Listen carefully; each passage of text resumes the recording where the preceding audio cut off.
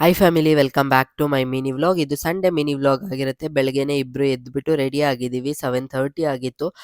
ಬುಜ್ಜಿ baby Chiru ಇನ್ನು ಮಲ್ಕೊಂಡಿದ್ರು. So ನಾವು ಕೂಡ ರೆಡಿ ಆಗ್ಬಿಟ್ಟು ಹೊರಟ್ವಿ. ಸೂರ್ಯ ಅವಾಗ ತಾನೇ ಬರಲೋ ಬೇಡವೋ ಅಂತ ಹೇಳ್ಬಿಟ್ಟು ಬರ್ತಾ ಇದ್ರು. ಸಿಕ್ಕಾಪಟ್ಟೆ ಚಳಿ ಆಗ್ತಾ ಇತ್ತು ಗಾಡಿಯಲ್ಲಿ ಹೋಗ್ತಾ ಇದ್ದಿದ್ದಕ್ಕೂ ಅದಕ್ಕೂ. ಆ್ಯಂಡ್ ನಾವು ಹೋಗ್ತಾ ಇರೋದು ದೇವನಹಳ್ಳಿಗೆ. ಸಂತೆ ಇರುತ್ತಲ್ಲ ಇವತ್ತು ಸಂಡೇ, ಹಾಗೆ ನಮ್ಮ ಹಸ್ಬೆಂಡಿಗೆ ಬೋಟಿ ಸಿಕ್ತು ಅಂತ ಹೇಳ್ಬಿಟ್ಟು ಫುಲ್ ಖುಷಿಯಾಗಿ ಹೋಗ್ಬಿಟ್ಟಿದ್ದಾರೆ. ಅಲ್ಲಿಂದ ತಗೊಂಡು ನಾವು ಸಂತೆಗೆ ಹೋದ್ವಿ. ಸಂತೆಯಲ್ಲಿ ಏನೇನು ತರಕಾರಿಗಳೆಲ್ಲ ಬೇಕೋ ಆಲ್ಮೋಸ್ಟ್ ಒಂದು 15 ಡೇಸ್ಗೆ ಆಗೋಷ್ಟು ತರಕಾರಿಗಳನ್ನ ತೊಗೊಂಡ್ಬಿಡ್ತೀನಿ ನಾನು. ಬಿಕಾಸ್ ವೀಕ್ಲಿ ಬರೋ ಅಂಥದ್ದಿರಲ್ಲ ಹಾಗಾಗಿ.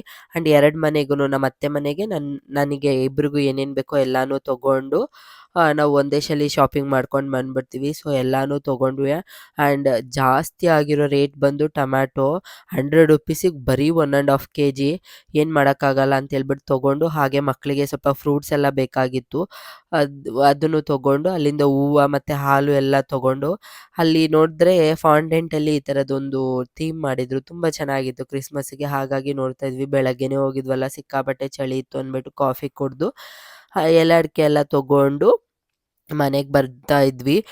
ದೇವನಹಳ್ಳಿಯಲ್ಲಿ ನೀವು ನೋಡಿದ್ರೆ ಸಿಕ್ಕಾಪಟ್ಟೆ ಕೋತಿಗಳು ಸಿಗುತ್ತೆ. ಅಯ್ಯೋ ಯಪ್ಪ ಅನ್ಸತ್ತೆ, ಎಷ್ಟೊಂದು ಇರುತ್ತೆ. ಆ್ಯಂಡ್ ಹಗ್ಗ ಕಟ್ಟಬೇಕಾಗಿತ್ತು ಬಟ್ಟೆ ಒಣಗಾಕಕ್ಕೆ, ಅದನ್ನು ತೊಗೊಂಡು ಮನೆಗೆ ಬಂದ್ವಿ. ನಮ್ಮ ಅತ್ತೆ ನಿನ್ನೆ ಹಿಟ್ಟು ಕೊಟ್ಟಿದ್ರು, ಅದು ಫುಲ್ ಉಕ್ಕೋಗಿತ್ತು. ಸೊ ಅದನ್ನು ಎಲ್ಲ ಚೆನ್ನಾಗಿ ಮಿಕ್ಸ್ ಮಾಡಿ ಇಟ್ಬಿಟ್ಟು ಇಲ್ಲಿ ನೋಡಿ ಎಲ್ಲ ಕುತ್ಕೊಂಡು ಕ್ಲೀನ್ ಮಾಡ್ತಾ ಇದ್ದಾರೆ. ಅದು ನಮ್ಮ ಬುಜ್ಜಿ ಬೇಬಿನೂ ಹೋಗಿದ್ದ.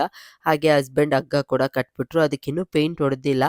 ಅದಾದಮೇಲೆ ಒಂದು ಕಡೆ ನಮ್ಮ ಅತ್ತೆ ಅಂದರೆ ಅದು ಬೋಟಿದು ಎಲ್ಲ ಗೊಜ್ಜೆಲ್ಲ ಮಾಡಿದ್ರು. ನಾನು ಇನ್ನೊಂದು ಕಡೆ ಎಲ್ಲಾರ್ಗು ಇಲ್ಲಿ ದೋಸೆ ಹಾಕ್ತಾ ಇದ್ದೆ. ಅದಾದಮೇಲೆ ನಮ್ಮ ಹಸ್ಬೆಂಡು ದೃಷ್ಟಿ ಆಗಿರುತ್ತೆ ಅಂತ ಹೇಳ್ಬಿಟ್ಟು ದೃಷ್ಟಿ ತೆಗಿತಾ ಇದ್ರು. ಫೈನಲಿ ಕುತ್ಕೊಂಡು ಊಟ ಎಲ್ಲ ಮಾಡಿಬಿಟ್ಟು ತರಕಾರಿ ಎಲ್ಲ ತೊಗೊಂಡು ಬಂದಿದ್ನಲ್ಲ, ಅದನ್ನೆಲ್ಲ ನೀಟಾಗೆ ಎತ್ತಿ ಅದ್ರ ಜಾಗದಲ್ಲಿ ಇಡ್ತಾ ಇದ್ದೀನಿ. ಇವತ್ತಿನ ಮಿನಿ ವ್ಲಾಗ್ ಇಷ್ಟೇ. Thank you so much.